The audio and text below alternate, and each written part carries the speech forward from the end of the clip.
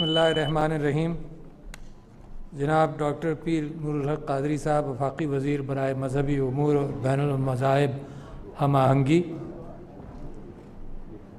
जनाब अरकान पार्लिमान, जनाब क़िबला अयाज साहब, मौलाना ताहिर अशरफ़ी साहब, साहिबजादा सुल्तान महमूद साहब, ज़ियाउल्लाह शाह बुखारी साहब, अल्लामा आरिफ वाहिदी साहब, मोहतरमा निगत हाशमी साहिबा, वज़रा, ख़वातीन व हज़रात, उलमा इकराम व मशाइख़ इज़्ज़ाम, सफ़रा इकराम, दूर दूर से आए हुए लोग, आप सबको अस्सलामु अलैकुम। आज मैं मुबारकबाद पेश करता हूँ आप सबको, पूरी कौम को, उम्मत मुस्लिमा को, कि 12 रबीउल अव्वल के हवाले से हम हुज़ूर अकरम सल्लल्लाहु अलैहि वसल्लम के बारगाह के अंदर उनकी याद को ताज़ा कर रहे हैं, जो हमें 365 दिन और हर लम्हे भी याद रखनी चाहिए। मैं शुक्रिया अदा करता हूँ जनाब नूरुल हक कादरी साहब का और उनकी मिनिस्ट्री का कि उन्होंने इस बात का एहतमाम किया और इस जगह को ये इज़्ज़त बख्शी कि यहाँ पर ये बात कर ली जाए। कुरान क्या है? मैं समझता हूँ कि आप लोग सब जानते हैं कि अंधेरों से जुल्मतों के तरफ लाने के लिए कुरान मेरे नबी को भी हिदायत करता है, और कलामुल्लाह और सुन्नत रसूल, कलामुल्लाह बुनियाद बनती है, सुन्नत रसूल हमारी राह का तयन करता है। साहबा के अक़वाल और साहबा ने जिस तरह से मेरे नबी सल्लल्लाहु अलैहि वसल्लम को देखा, जब उनके वाक़यात हम सुनते हैं तो उससे हमें पता चलता है कि असल रास्ता ये है। और दुनिया की परेशानियाँ और दुनिया के लम्हात इतने हैं, हर मोड़ पर हमें रहनुमाई की ज़रूरत है। अभी थोड़ी देर पहले नूरुल हक कादरी साहब एक बात कह रहे थे, तो मुझे एक आपसे इजाज़त के साथ एक लतीफ़ा आपसे अर्ज़ करूं। मुझे भी ये परेशानी रही कि लोग मस्जिद में ऐन वक्त पर जुमे के दिन भी, मुझ जैसा आदमी भी ज़िंदगी के काफ़ी अरसे ये करता रहा कि जैसे ही नमाज़ खड़े होने का वक्त आया, खुतबा छोड़ छाड़ कर बस उस वक्त में आखिरी सफ़ में जाकर खड़ा हो जाता था। तो एक लतीफ़ा मैंने सुना था, मैं सोचा कि आपको बता दूं, वो बिल्कुल अक्कासी करता है कि एक मिनी बस का ड्राइवर और एक मौलवी साहब जब हाज़िर हुए अल्लाह की बारगाह में, तो फ़रिश्ते ने ये इत्तला नीचे आकर दी कि मौलवी साहब, आपके लिए नीचे का दर्जा जन्नत का तयन हुआ है और जो मिनी बस का ड्राइवर है उसको सबसे ऊपर का दर्जा उसका तयन हुआ। तो मौलवी साहब बहुत परेशान हुए। उन्होंने फ़रिश्ते से कहा कि भाई मुझे ये पूछकर बता दो कि क्या है, मैंने तो सारी ज़िंदगी इसमें लगा दी, लोगों को सही रास्ते पर लाने की कोशिश करता रहा। तो जवाब ये आया कि तुम इतनी लंबी तकरीरें करते थे और इतनी सख्त तकरीरें करते थे कि लोग तुम्हारे मेरे अल्लाह के घर से दूर रहते थे, और ये मिनी बस में जो लोग बैठते थे वो मिनी बस ऐसे चलाता था कि हर वक्त लोग अल्लाह अल्लाह करते थे। तो आप खुद सोच लो कि किसका मुकाम ऊंचा होगा।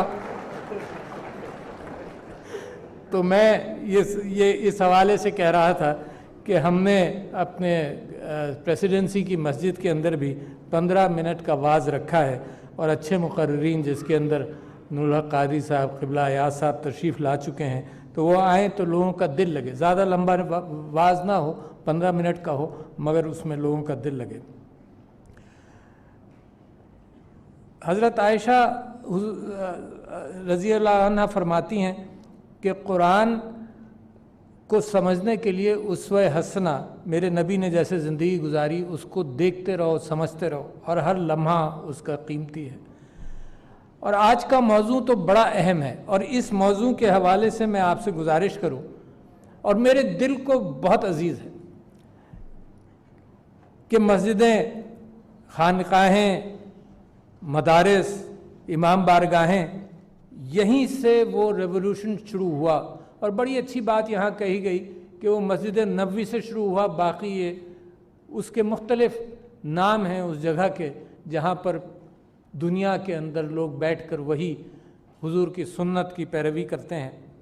वो क्या था?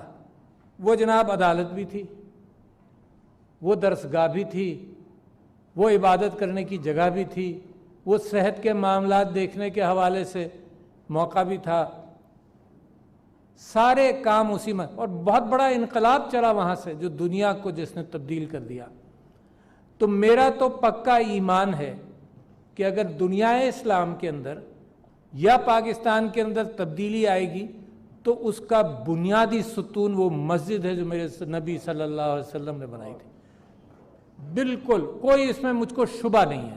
تو لہٰذا میں نے کیا کیا، جیسے ہی میں آیا تو میں نے کہا کہ اسلامک آئیڈیالوجی کونسل سے اور منسٹری آف ریلیجیس افیئر سے یہ بات کی جائے۔ تو مجھے جس طرح کی پریسیڈنسی یہ رہی ہے تو مجھے یہ کہا گیا کہ جناب یہ خط اگر آپ لکھیں گے تو وزیر اعظم سے بھی اجازت لیں گے، منسٹری آف لاء سے اس کو منظور کرائیں گے، اور پھر یہ آپ اس میں خط لکھیں گے۔ تو میں کہا ٹھیک ہے۔ تو وزیر اعظم کو جیسے ہی میرا خط پہنچا اس کا پورا ڈرافٹ میں نے بنا کر بھیجا، اور یہ بات ہے جنوری 2019 کی، ستمبر کے اندر مجھے یہاں کی ذمہ داری دی گئی، اور اس کے اندر میں نے 4 چیزیں لکھیں اس خط کے اندر۔ پھر اسلامک آئیڈیالوجی کونسل، نظریاتی کونسل کو وہ خط 1 اپریل 2019 کو پہنچ گیا۔ 4 چیزیں لکھیں، اور اللہ کا احسان ہے کہ وہ پرائرٹیز لکھیں جو ملک کے اندر بعد میں آ گئیں، اور میں نے ان سے یہی درخواست کی اسلامک آئیڈیالوجی کونسل سے کہ مسجد کا جو مقام ہے قوم کا اخلاق بنانے میں، قوم کی تربیت کرنے کے حوالے سے، اس رول پر اب کم نظر آتی ہے۔ آپ کوشش کرتے ہیں مگر اس کی عکاسی معاشرے میں کم ہوتی ہے۔ لوگ نماز پڑھنے ضرور جاتے ہیں مگر آپ سے ہدایت لینے نہیں جاتے، آپ سے یہ سننے نہیں جاتے کہ میرے نبی کیا کرتے تھے، آپ سے یہ سننے نہیں جاتے کہ صحابہ کیا کرتے تھے۔ تو لہٰذا میں نے 4 چیزوں کی تو فوراً درخواست کی۔ کووڈ نہیں آیا تھا، یہ اپریل 2019 کی بات ہے جب خط ان کو مل گیا۔ میں نے ایک درخواست یہ کی کہ طہارت نصف ایمان ہے، طہارت کا پرچار کریں۔ طہارت کے اندر اس بات کا میں نے ذکر کیا کہ میرے نبی صلی اللہ علیہ وسلم جس طرح سے وضو کرتے تھے، تو ہاتھ سے آپ لوگ واقف ہیں یا نہیں ہیں کہ کمیونیکیبل ڈیزیزز جو کہلاتی ہیں شعبہ صحت کے اندر، وہ ہیں جو ایک سے دوسرے کو لگتی ہیں، اور ہاتھ سے پاکستان کے اندر کولرا اور ڈیسنٹری اور بہت ساری بیماریاں چلتی ہیں۔ تو میں نے ان سے درخواست یہ کی کہ مسجدوں کے اندر اس بات کا اہتمام کریں کہ طہارت کے اندر میرے نبی صلی اللہ علیہ وسلم مسواک جس طرح سے استعمال کرتے تھے، کہتے تھے بو نہیں آئے گی، اور اتنے عظیم تھے کہ وہ یہ کہتے تھے کہ مسجد میں جاؤ تو اپنے کپڑوں سے خیال رکھو کہ پسینے کی بدبو کسی اور کو نہ جائے۔ اتنا صاف رہنے والا میرا نبی، اس عرب کے اندر ہاتھ دھونا، دن میں 5 مرتبہ ہاتھ دھونا، اس کے پیچھے کیا تھا؟ اب کووڈ آیا، کووڈ نے یہی کہا کہ ہاتھ دھو، اہتمام کرو طہارت کا۔ پھر میں نے ان سے درخواست کی کہ پانی کے اعتبار سے میرے نبی صلی اللہ علیہ وسلم کی احادیث ہیں کہ احتیاط، دریا کے پاس بھی وضو کرو تو احتیاط کرو۔ تو کوئی صحابی وضو کر رہے تھے اور پانی زیادہ استعمال کیا، تو حضور اکرم صلی اللہ علیہ وسلم نے تنبیہ کی۔ انہوں نے کہا اس میں بھی، انہوں نے کہا جی اس میں بھی۔ تو دیکھو پانی کے اعتبار سے میں نے ان سے درخواست کی کہ پانی پاکستان کا بہت بڑا مسئلہ ہے، اور میرے نبی سے اگر بات کو جوڑو گے اس کا بھی حل ملے گا۔ پھر پیڑوں کے لگانے کے لیے، ہریالی کے لیے، صفائی کے لیے تیسری درخواست ان سے یہ کی۔ چوتھی درخواست ان سے کی کہ عورتوں کی وراثت پاکستان میں نہیں ملتی، مسجد اہتمام کرے اس بات کا کہ جو سورہ نساء کے اندر واضح ہدایت دی گئی 1400 سال پہلے، وہ لیڈرشپ کہاں سے ملے گی؟ مسجد سے نکلنی چاہیے وہ لیڈرشپ، قانون سے نہیں نکلے گی۔ مسجد سے وہ قانون نکلے گا، قانون سے وہ پولیس نکلے گی جو اس کو امپلیمنٹ کرے گی، مگر چلے گا سارا کام مسجد سے۔ تو یہ جب کہا، اور پھر آپ دیکھیے کہ جب کووڈ آیا تو میں نے جب اس بات کا بڑا پرچار ہو رہا تھا کہ چائنا میں ہمارے طالب علم ہیں اور ان کو واپس آنا چاہیے، واپس لایا جائے، اور بڑا شور تھا۔ جنوری کی بات ہے، چائنا کے اندر کووڈ کا پتہ چلا دسمبر میں، تو جنوری کی بات ہے۔ تو میں نے ایک حدیث ٹویٹ کی تو لوگوں نے کہا تم ہر چیز کو مذہب بیچ میں لے آتے ہو۔ اس حدیث میں حضور اکرم صلی اللہ علیہ وسلم کا کہنا ہے کہ جہاں پہ مرض ہو، جہاں پہ طاعون ہو، وہاں کے لوگ وہیں رہیں، اور جو صحت مند جگہ کے لوگ ہیں وہ وہاں نہ جائیں۔ اس کے بعد یہ جنوری میں کہا میں نے، پھر جو سیف ڈسٹینسنگ کی، دیکھو تین چار ہدایت گئی نا، کہ ایک تو ہاتھ دھو، ایک تھا سوشل ڈسٹینسنگ رکھو، تو حضور اکرم صلی اللہ علیہ وسلم کی دوسری حدیث، ایک اور حدیث اس حوالے سے میں کہتا ہوں اللہ کا احسان ہے کہ ہر موقع کے اعتبار سے مجھے نبی صلی اللہ علیہ وسلم کی زندگی سے رہنمائی ملتی رہی ہے، اور آپ لوگوں کو بھی ملتی رہی ہے۔ تو دوسرا یہ تھا کہ بیمار اور صحت مند لوگوں کو قریب نہیں کھڑا کرو، تو ہمارے ہاں سوشل ڈسٹینسنگ بھی کووڈ کی وجہ سے ہم نے اس کا پرچار کیا، بالکل عین جو میرے نبی کی ہدایات تھیں وہ۔ پھر تیسری بات میں آپ سے کہوں کہ جو یہ کہا کہ جو بیمار ہے وہ گھر میں رہے تاکہ دوسروں کو نہ لگے، تو کووڈ والوں نے جنہوں نے اہتمام کیا تو انہیں سمارٹ لاک ڈاؤن کا اہتمام کیا کہ جو بیمار ہیں وہ گھر میں رہیں، اور اللہ کا فضل ہے کہ جب آپ لوگوں نے اتحاد کا مظاہرہ کیا، علماء نے اتحاد کا مظاہرہ کیا، جب علماء سے یہ بات نکلی کہ نماز پڑھو، سارے 1400 سال علماء یہ کہتے رہے کہ کندھے سے کندھا ملاؤ، تو ایک بہت بڑا اجتہاد کیا علماء نے، اور میں کہتا ہوں پاکستان میں قیادت اسی طرح سے نکلتی ہے، اجتہاد کیا، انہوں نے کہا نہیں سوشل ڈسٹینسنگ کے ساتھ نماز پڑھو۔ کبھی آپ تصور کر سکتے ہیں کہ عالم یہ کہے کہ گھر پر رہو، فرض نماز کے لیے نہ ہو؟ علماء نے اتحاد کے ساتھ یہ بات کی، اتفاق کے ساتھ یہ بات کی کہ 60 سال سے عمر کے زیادہ لوگ جو ہیں وہ باہر رہیں، نماز مسجد میں نہ آئیں۔ تو میں سمجھتا ہوں کہ جب آپ نے اتفاق دکھایا مسجد اور ممبر سے، محراب اور ممبر سے، تو اللہ نے کووڈ کے اندر بڑی برکتیں ڈالی ہیں۔ یہ موقع نہیں ہے کہ میں وہ سب آپ کو یاد دلاؤں، مگر بڑی اللہ تعالیٰ نے برکت ڈالی۔ حضور اکرم صلی اللہ علیہ وسلم نے مثال یہ دی کہ جب اتحاد ہو تو مسلمان ایک جسم کی طرح ہیں، اور انہوں نے کر کے دکھایا۔ تو صحابہ نے پوچھا کس طرح؟ حضور ذرا سی تشریح فرمائیں، تو انہوں نے کہا اس طرح سے، مسلمان ایک جسم کی طرح جب اتحاد کرتے ہیں تو اس طرح سے اکٹھا ہوتے ہیں۔ تو میں یہ سمجھتا ہوں کہ اور بہت سارے موقعوں پر کہا کہ اختلافات مت پیدا کرو، دوریاں بڑھتی ہیں، تم سے پہلے کی نسلیں اور تم سے پہلے کی امتیں، کتابوں والے لوگ تباہ ہوئے ہیں جب آپس میں اختلاف پیدا کیا ہے۔ تو میرے لیے اور آپ کے لیے تو حضور اکرم صلی اللہ علیہ وسلم ایک مشعل راہ ہے، نبی اور پیغمبر۔ اللہ تعالیٰ نے ہر طبقے کے لیے، ہر جگہ کے لیے، کبھی میں کل پرسوں جمعے کے دن نور الحق قادری صاحب کو سن رہا تھا جمعے کے خطبے میں، تو وہ فرما رہے تھے کہ ایک ہی زمانے میں کئی نبی آئے، خاص جغرافیائی اعتبار سے کچھ گروہوں کے لیے الگ الگ نبی آئے، تو 1,24,000 نبی آئے۔ حضور اکرم صلی اللہ علیہ وسلم کی سب سے بڑی بات یہ کہ ان کے اندر وہ گفتگو کرنے کے اعتبار سے، لوگوں کے اندر اثر پیدا کرنے کے اعتبار سے جو کمال تھا اس کا اللہ تعالیٰ نے بھی ذکر کیا کہ تمہارے پاس لوگ اس لیے کہ تم نرم گو ہو۔ صلاحیت تو اللہ ہی نے ڈالی، اور پھر اللہ نے اسی صلاحیت کی تعریف صرف اس لیے کی کہ ہمیں اور آپ کو احساس ہو کہ ہم ایک دوسرے کے ساتھ نرم گو ہوں۔ سب سے مزیدار چیز اور سب سے پریشان کن چیز یہی ہے کہ اچھی پرلطف زبان سے کسی کو بلائیں تو وہ مزیدار ہے، اور سب سے پریشان کن یہ ہے کہ زبان کے اندر تلخی پیدا ہو۔ تو حضور اکرم صلی اللہ علیہ وسلم کے حوالے سے نرم گوئی کی میں نے مثال دی، اور یہ کمیونیکیشن سکلز جو ہیں یہ علماء کے لیے تو بے انتہا ضروری ہیں، میرے لیے یوں ضروری ہیں کہ میں گھر میں بھی اپنے بچوں کے ساتھ ایک کلام کرتا ہوں، بات کرتا ہوں۔ تو حضرت موسیٰ نے جب اللہ تعالیٰ نے کہ جاؤ فرعون کے گھر اور اس کو پیغام دو، تو حضرت موسیٰ گھبرائے، ان سے ایک فرعون کے ایک اہلکار کا جو ظلم کر رہا تھا اس کا قتل بھی ہوا تھا، تو وہ گھبرائے، تو اللہ تعالیٰ نے سے انہوں نے دعا کی، رب اشرح لی صدری ویسر لی امری واحلل عقدۃ من لسانی یفقہوا قولی، صرف اس لیے کہ ان کی بات میں اثر ہو۔ اللہ سے دعا کی میرا سینہ کھول دے، مجھے ہمت دے، میرے لیے علم کے لیے میرا سینہ کھول دے، میرے لیے مشکل آسان کر، اللہ سے دعا کی، اور جو میں کہوں اور میری زبان کی لکنت جو ہے وہ آسان کر دے کہ میرے اوپر الفاظ آئیں، میں جب بات کروں تو لوگوں پر اثر ہو۔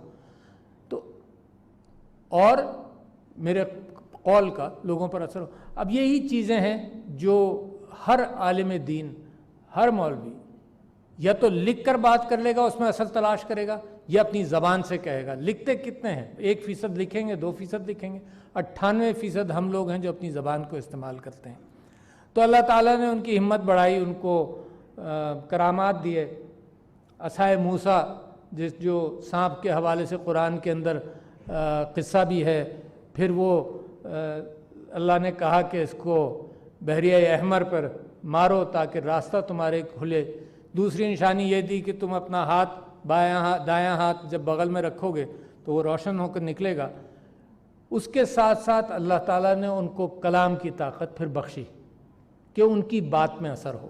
تو میرے نبی صلی اللہ علیہ وسلم، میں سمجھتا ہوں کہ دنیا کے اندر سب سے اچھا کلام، سب سے اچھی نرمی کے ساتھ گفتگو کرنے والے بہت کم واقعات ایسے ہیں کہ انہوں نے غصہ کیا، مگر غصے کے اندر بھی اپنی زبان کو انہوں نے بڑا میٹھا رکھا۔ کسی کو نصیحت کرتے تھے تو باقیوں کو احساس نہیں ہونے دیتے تھے کہ میں کس کو نصیحت کر رہا ہوں، یہ احتیاط رکھی۔ تو اس سے بڑا کمیونیکیٹر، بہت بڑے لیڈر، پہلا جب انہوں نے پیغام دیا، اور یہ واقعات جو ہیں یہ سب آپ کی علم میں ہے، میں تو صرف یاد دہانی کر رہا ہوں۔ مجھ جیسا ان پڑھ آدمی جب اس جگہ پر مجھے بلا لیا جائے تو خود تیاری کرتا ہوں، رات بھر سوچ کر لکھتا رہا کہ کیا کہوں گا آپ سے، اس کے باوجود باتیں بھی ختم نہیں ہوں گی، اور جو انداز میری گفتگو کا ہے وہ اللہ تعالیٰ اس کے اندر میں دعائی کر سکتا ہوں کہ برکت ڈالے۔ مگر ان چیزوں کا جن چیزوں کے حوالے سے میں نے اپنے نبی سے بے انتہا محبت کی، اور زندگی کا ہر روز میں سمجھتا ہوں ہر سال مجھے یاد پڑتا ہے کہ میں نے اپنے نبی کے زندگی کے اندر ایسی چیزیں مجھے ملی ہیں جو میری زندگی کے اندر میں اگر پہلے اپناتا تو اور میری زندگی بہتر ہو سکتی تھی۔ جب انہوں نے پہلا پیغام دیا تو صفا کی پہاڑی پر کھڑے ہو کر انہوں نے کہا کہ لوگوں، اگر میں یہ کہوں کہ پیچھے فوج ہے تو تم یقین کرو گے؟ تو یہ ہے لیڈر کی وہ چند چیزیں جو میں بتانا چاہتا ہوں آپ کو، کہ پہلا مقام، پہلا موقع آیا کہ اللہ نے دکھایا کہ لیڈر کیسا ہوگا۔ تو یقین کرو گے؟ تو لوگوں نے کہا ہاں ہم یقین کریں گے۔ کیوں؟ دو چیزیں لوگوں نے بتائیں کہ آپ سچے ہیں اور آپ امین ہیں۔ تو لیڈر کے اندر دو کہانیاں، دو باتیں ہمیشہ کے لیے، قیامت تک کے لیے پکی ہو گئیں کہ آپ لیڈر ہیں اور آپ امین ہیں۔ اور دوسری بات یہ کہ اونچے مقام پر لیڈر کھڑا ہو کر جب جائزہ لیتا ہے تو اس کی قدرت میں یہ بات اللہ ڈالتا ہے کہ وہ یہ بھی کہہ سکے کہ اگر فوج ہے تو اس کو نظر بھی آ جائے گی، اگر کہیں سے حملہ ہونا ہے تو پہچان بھی لے گا، اگر قوم کو راستے پر لگانا ہے تو اس کے بعد سے وہ بتا بھی سکتا ہے کہ کہاں سے تم کو صحیح راستہ ملے گا۔ تو لیڈر کی پہچان ان ساری چیزوں سے آتی ہے۔ مگر اس کے علاوہ لیڈر ٹیم بناتا ہے، لوگوں کے ساتھ اکٹھا کرتا ہے۔ اکیلا لیڈر کچھ نہیں کر سکتا۔ اگر پرائم منسٹر عمران خان بھی ہے یا آپ سب لوگ یہاں لیڈر ہیں، اپنے مختلف اجتماعات کے، مختلف مدارس کے، مختلف خاندانوں کے، مختلف گروہوں کے، تو وہ اپنی ٹیم بناتا ہے لیڈر۔ اور پھر کیسی ٹیم؟ میرے نبی کی ٹیم تو ایسی تھی کہ ہر صحابی یہ کہتا تھا، ہر صحابی یہ کہتے تھے کہ مجھے لگتا ہے سب سے زیادہ محبت میرے نبی کو مجھ سے ہے۔ یہ احساس دلا دینا۔ یہاں تو اولاد کہتی ہے، ایک کہتی ہے کہ جی ابا کو تم سے زیادہ محبت ہے، اولاد کو بھی یقین نہیں ہوتا کہ ماں باپ کو یکساں محبت ہے۔ اور یہاں صحابہ یہ کہتے تھے کہ ہر صحابی کو یہ کانفیڈنس ہوتا تھا کہ میرے نبی مجھ سے سب سے زیادہ محبت کرتے ہیں۔ یہ ہے وہ لیڈر جس کا انداز گفتگو نرم ہو، جس کسی کو تکلیف نہ پہنچائے، جو مسلسل تربیت کرتا رہے، جس کو ہر وقت غم ہو۔ بھوک کا غم تو اتنا عام ان کی زندگی میں آپ کو نظر آئے گا، اور صحابہ کی زندگی میں شاید وہاں بھوک کا معاملہ تھا بھی شدت کا، ناانصافی کا معاملہ تھا بھی شدت کا، عورت کا جو مقام تھا، جتنی تذلیل کی ہوئی تھی اس معاشرے نے، وہ بھی معاملہ تھا شدت کا، غلام کرنا لوگوں کو، وہ بھی معاملہ تھا شدت کا۔ اور بتدریج نبی صلی اللہ علیہ وسلم نے رحمت للعالمین ہونے کے حوالے سے سب کو نصیحت کر کر اس سارے معاشرے کو ان سارے مظالم سے نکالا، اور مسلسل تدریس، مسلسل ہدایات، مسلسل اپنی زبان سے ایک محبت پیدا کی لوگوں کو یہ احساس ہوا کہ میرا ہمدرد تو یہی ہے. اور یہ کیفیت کہ نیکی فوراً کرو، آگے کے لیے رکھو مت، یہ کیفیت تو بڑی عام. صبح مال غنیمت آئے اور شام تک بالکل صاف ہو جائے. حضرت ابوبکر کے پاس اونٹ آئے، انہوں نے کہا کل آج کے دن میں یہ سارے اونٹ بانٹوں گا، ایک اونٹ بھی اگلے دن نہیں لے جاؤں گا. تو یہ بے چینی صحابہ کے اندر میرے نبی سے آئی کہ فوراً خیرات کرو. خیرات کا جذبہ، بھوکے کو کھانا کھلانا، ہر وقت خیرات کا جذبہ ہر معاملے میں. اس بات کی کیفیت کہ ہمدردی یہاں تک کہ مال چھوڑنے والا اپنا مال چھوڑ جائے، مر جائے تو وہ مال اس کے لواحقین کا. اگر مقروض چھوڑ جائے، پریشان چھوڑ جائے، تو میرے نبی صلی اللہ علیہ وسلم کہتے ہیں کہ میں اس کا ذمہ دار ہوں. یہ ہے ریاست کا مقام، یہ ہے ریاست کی ذمہ داری. بہت ساری چیزیں افراد پر بھی ہیں، مگر انہی چیزوں کو آپ ریاست پر لے جائیے. راستے میں ایک دوسرے کے ساتھ کیسے گفتگو کرو. راستے سے گزر رہے تھے تو بڑے زور سے 3-4 صحابی بڑی زور سے گفتگو کر رہے تھے. حضور کو ناپسند ہوا، پوچھا جی دین کے معاملے میں بات کر رہے ہیں. تو حضور نے کہا دیکھو راستے کے آداب ہیں کچھ. تو صحابہ نے پوچھا راستے کے بھی آداب ہیں؟ تو حضور نے کہا راستے کے آداب کے اندر ایک یہ کہ سلام کرو، لوگوں کو سلام میں پہل کرو. دوسرے یہ کہ نظریں اگر کسی مسلمان سے مل جائیں تو مسکراؤ. تیسرے یہ کہ نظریں نیچی رکھو. اس بات کا امکان ہے کہ خواتین بھی راستے میں چل رہی ہوں. اور چوتھے یہ کہ کسی کو راستے میں تکلیف نہ ہونے دو. تو ہم جیسے گناہ گاروں کے لیے ہے کہ جو گاڑی میں جائیں اور پروٹوکول ہو تو راستے میں تکلیف نہ ہو. بڑی اہم بات کہی. سیکیورٹی کے بہانہ تو آج کل چلتا ہی ہے، مگر اس کے علاوہ لوگوں کو احساس رہنا چاہیے کہ میرے نبی کی ہدایت ہے کہ راستے میں کسی کو تکلیف مت ہونے دو. قانون کی بالادستی میں سمجھتا ہوں زندگی بھر ان کی ہدایت رہی کہ تم سے پہلے کی امتیں ختم ہوئی ہیں جو قانون کی بالادستی نہیں کرتی تھیں، تو اس کا اہتمام نہیں کیا. اور یہ جب انہوں نے کہا حضور اکرم صلی اللہ علیہ وسلم نے، جب ایک فاطمہ نام کی خاتون کے اوپر الزام تھا کہ اس نے چوری کی، تو ایک صحابی تھے جو ان کی سفارش کر رہے تھے. تو اس وقت انہوں نے یہ کہا کہ ان کو غصہ بھی آیا، مگر غصے کا انداز میرے نبی کا مختلف تھا. انہوں نے کہا کہ دیکھو وہ جن امتوں نے قانون کو اہمیت نہیں دی اور بڑے اور چھوٹے کے اندر قانون میں فرق رکھا، وہ امتیں تباہ ہو گئیں. زبان کے حوالے سے بہت ہی بار بار ہدایت کرتے تھے. اور یہ کہا کہ مسجد میں بیٹھے تھے، صحابہ سے کہا کہ دیکھو یہ ایک آدمی ابھی آئے گا، مسجد کے اندر داخل ہوگا، وہ جنتی ہے، دیکھنا اس کو. وہ آدمی آیا نماز پڑھ کر گیا. صحابہ کو کوئی ایسی خاص بات نظر نہیں آئی. تو انہوں نے جا کر اس آدمی سے پوچھا، ان صحابی سے پوچھا کہ تمہاری زندگی کیسے گزرتی ہے؟ انہوں نے کہا کہ جو مجھے بات کرنی ہے میں اتنی ہی بات کرتا ہوں، کسی کے خلاف بات نہیں کرتا، اور جو مجھے کام کرنا ہوتا ہے اتنا ہی کام کرتا ہوں. اس کے علاوہ میری زندگی میں کوئی خصوصیت نہیں ہے، کوئی خاصیت نہیں ہے. یہ بھی ایک ہدایت ہے ہمارے لیے، کیونکہ آج کل ایک اور عیب ہے جو مسلمانوں نے اپنا لیا ہے، کیا دنیا نے اپنا لیا ہے، ہم نے بھی. اور وہ میں نے پارلیمنٹ کے اندر اپنی گفتگو کے اندر بات کی تھی، اور میں سمجھتا ہوں اس سے اچھا موقع نہیں ملے گا کہ یہ بات کروں، کہ وہ ایک ہے غیبت. اور میں نے مثال بھی دی تھی، اور میں سمجھتا ہوں کہ وہ مثال دینا پھر بھی دوبارہ بھی اچھا ہے. غیبت کے اوپر حضور اکرم صلی اللہ علیہ وسلم نے اتنی احتیاط بتائی کہ 3 آدمی بھی ہوں. دیکھو یہ سوشل میسیجز کتنے اچھے ہیں، آج کے نہیں ہیں، یہ میرے نبی کے زمانے سے ہیں. اس سے پہلے بھی جو نبی آئے ہوں گے وہ بھی کہتے رہے ہوں گے، لکھا نہیں گیا. انہوں نے کہا 3 آدمی ہوں محفل میں تو 2 آدمی الگ بات نہیں کرنا. تیسرے کو یہ خیال ہوگا کہ پتہ نہیں کیا بات کر رہے ہو. انسان کی فطرت سے واقف تھے حضور اکرم صلی اللہ علیہ وسلم. دوسرے، اللہ تعالیٰ فرماتا ہے کہ بھائی کا گوشت مت کھاؤ، مرے ہوئے بھائی کا گوشت مت کھاؤ۔ جو معراج کا ایک واقعہ حضور اکرم صلی اللہ علیہ وسلم نے اپنے صحابہ کو بتایا کہ معراج پہلے آسمان پر ایسے لوگ تھے جن کے لمبے لمبے ناخن تھے اور وہ اپنے منہ کو نوچ رہے تھے۔ تو میں نے حضرت جبرائیل سے پوچھا، اور ایک عجیب انداز تھا بات کرنے کا صحابہ کا نبی سے، نبی کا حضرت جبرائیل سے۔ جب حضرت جبرائیل پوچھتے تھے کہ آپ کو معلوم ہے، کسی بارے میں سوال کرتے تھے، تو میرے نبی صلی اللہ علیہ وسلم جواب دیتے تھے کہ اللہ کو معلوم ہے۔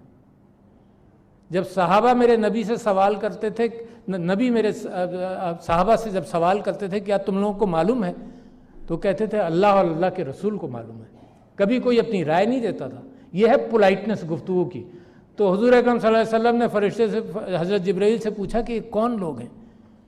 تو حضرت جبرائیل نے کہا یہ وہ لوگ ہیں جو غیبت کرتے تھے، یہ منہ اپنا نوچتے ہیں۔ تو حضور اکرم صلی اللہ علیہ وسلم نے بتایا، اور فرشتے نے یہ بات بھی کہی کہ یہ گرم صندوقوں میں یہ جلائے جائیں گے اور ان کو اللہ معاف نہیں کرے گا آسانی سے۔ اور آج ہم غیبت ہر اعتبار سے کرتے ہیں۔ ہمیں انسٹرومنٹس مل گئے نا اب تو بہت زیادہ کرنے کے۔ جیب میں ہاتھ ڈالیں، واٹس ایپ آئی، اس نے اس کی برائی کی، ہم نے وہ برائی ان لوگوں کو پہنچا دی، انہوں نے کسی کی ہم نے ادھر پہنچا دی۔ یہ لاکھوں اور کروڑوں کی تعداد میں آگ کی طرح پھیلتی ہے، اور اس کا کتنا گناہ ملے گا۔ تو میں سمجھتا ہوں اس عیب سے، اور غیبت ہے کیا؟ میں نے پارلیمنٹ کے اندر بھی یہ بتایا، تو لہٰذا آپ سے بھی میں سما خراشی کر رہا ہوں، مگر آپ سے گفتگو کروں۔ غیبت ہر وہ بات ہے جو آؤٹ آف کانٹیکسٹ بیان کی جائے۔ ایک تو برائی کی جائے کسی کی جو آپ منہ پر نہ کر سکتے ہوں، وہ تو ایک الگ مثال ہے۔ دوسری یہ ہے، اور میں نے مثال یہ دی کہ کوئی واقعہ ہوا جس میں کوئی عورت بھی تھی مثال کے طور پر، اور وہ واقعہ میں نے اپنے دوستوں کو سنایا، اور جس انداز سے آدمی اپنے دوستوں کے ساتھ بات کرتا ہے، الفاظ کا چناؤ کیا ہوگا، وہی واقعہ میں نے اپنی والدہ کو سنایا، وہی واقعہ میں نے اپنے ٹی وی پر سنایا۔ اچھا، ہر ایک کے الفاظ مختلف ہوں گے، ہر ایک کا بیک گراؤنڈ مختلف ہوگا، ہر ایک کے ساتھ رشتہ جو ہے اس کی تاریخ ہے، اس کی بنیاد پر الفاظ ہوں گے۔ اور غیبت یہ ہے کہ وہ جو میں نے بد احتیاطی کے ساتھ اپنے دوستوں کے ساتھ گفتگو کی، وہ میری ماں کو سنا دی جائے۔ یہ ہے غیبت۔ اتنی سمپل سی چیز ہے، آؤٹ آف کانٹیکسٹ، اپنا مقصد پورا کرنے کے لیے، کسی کے ساتھ دشمنی نکالنے کے لیے، اور اس کی سزا کتنی بڑی ہے۔ میں نے آپ کو بتایا کہ حضور اکرم صلی اللہ علیہ وسلم فرماتے ہیں کہ جیسے سوکھی ہوئی لکڑی کو آگ پکڑتی ہے نا، اس طرح سے غیبت جو ہے وہ نیکیوں کو کھا جاتی۔ ہم نیکیاں کرتی ہی کتنے ہیں، کتنی نیکیاں ہم کرتے ہیں کہ اللہ تعالیٰ وہ بیلنس بتاتا ہے کہ جی یہ نیکی کرو گے تو 70 کا حساب ملے گا۔ اتنی کم ہم نیکیاں کرتے ہیں، اس کے اندر غیبت کا اب زہر ملا دیں تو پتہ نہیں آخرت کے دن میرے اور آپ کے پاس کیا رہ جائے گا۔ مجھے تو معلوم نہیں ہے، کیونکہ یہ جو چھوٹی چھوٹے گناہ ہیں جو میں آپ کے سامنے کہہ رہا ہوں کہ نہ کریں، اس کا تھوڑا سا عنصر مجھے بھی ہوگا۔ مگر میں اب آ جاؤں اپنی اصل بات کے اوپر۔ ایک تو مسجد اور ممبر اور محراب سے جو بات نکلے گی وہ قوم بنائے گی، اور یہ قوم بن رہی ہے۔ اس قوم نے سارے صحیح راستے پکڑ لیے ہیں، اور اللہ نے دنیا میں بھی اہتمام کر دیا کہ اس قوم کے راستے کھلنے شروع ہو گئے۔ کووڈ کا آپ نے مقابلہ کیا، انشاءاللہ افغانستان میں امن ہوگا، آپ کو بہت مواقع ملیں گے، آپ کا رخ کا تعین ہو گیا۔ آج آپ نے 12 ربیع الاول جو بنایا ہے، اس کے اندر میں نے اور آپ نے جو گفتگو کی اور ہم نے جو محبت کا اظہار کیا، کل رات کو یہاں میں سونے جا رہا تھا کہ یہاں سے آواز آئی، نیشنل اسمبلی میں کوئی اہتمام کیا ہوا تھا، تو رات کو جب میں نکلا گاڑی کے اندر تو میں نے دیکھا کہ لوگ ایک میلہ لگا ہوا ہے، تو یقیناً اس خوبصورتی سے لوگوں کے جذبات، وہ چھوٹے چھوٹے بچے کتنے خوش پھر رہے تھے کانسٹیٹیوشن ایونیو کے اوپر، تو سارے ملک کے اندر آپ نے وہ ماحول پیدا کیا جس کے اندر لوگوں کو دوبارہ محبت کے ساتھ میرے نبی کے ارشادات کی طرف توجہ کر سکے۔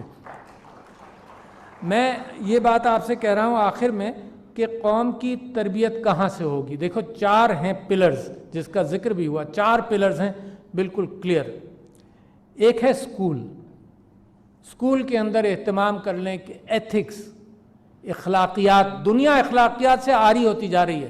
یہ جو میسیجنگ ہے، یہ سب کچھ اخلاقیات سے آری ہوتی جا رہی ہے۔ دنیا ملکوں کے تعلقات میں اخلاقیات سے آری ہو گئی، ویسٹڈ انٹرسٹ پر آ گئی ہے، تو دنیا، خاندان، انسان سب اخلاقیات سے آری ہوتے جا رہے ہیں۔ تو لہٰذا اخلاقیات کا درس اسلام کا درس، میرے نبی صلی اللہ علیہ وسلم کی اسوہ حسنہ کا درس سب سے زیادہ، سب سے اہم اسکول کے اندر، تو اس کا اہتمام شروع ہوا۔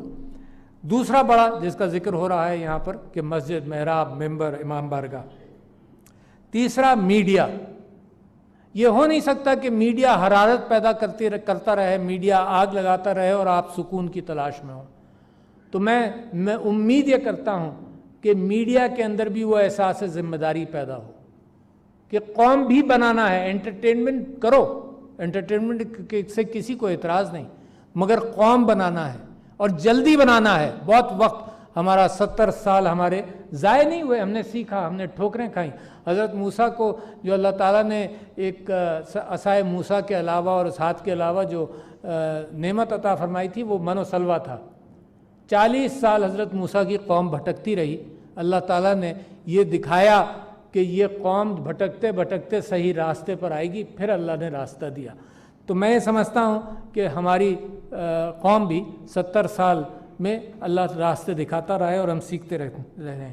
اور آخری چیز جو پلر ہے، چوتھا پلر ہماری قوم کی تربیت کا، کیونکہ میری اور آپ کی امیدیں اگلی نسل کے ساتھ ہیں، میری اور آپ کی امیدیں اس نسل کے ساتھ ہیں، میری اور آپ کی امیدیں یہ ہیں کہ پاکستان ابھر کر ایک مسلمان قوت، ایک مسلمان امہ کے حوالے سے ایک لیڈرشپ دکھائے جس کا فقدان ہے، جس کی قدر دنیا کو جیسے ہی نظر آنے لگے گا ہو جائے گی بڑی تیزی سے۔ یہ رومانس جو ہے نا اسلام کے ساتھ اور حضور اکرم صلی اللہ علیہ وسلم، اس کے اندر ایک آگ ہے، وہ آگ ٹھنڈی کرنے والی آگ ہے، وہ آگ لڑانے والی آگ نہیں ہے۔ تو لہٰذا اور چوتھا پلر جو ہے جس کا ہمیں اہتمام کرنا ہے وہ ہمارا خاندان ہے۔ خاندان کی بڑی اہمیت، خاندان تربیت کرتا ہے۔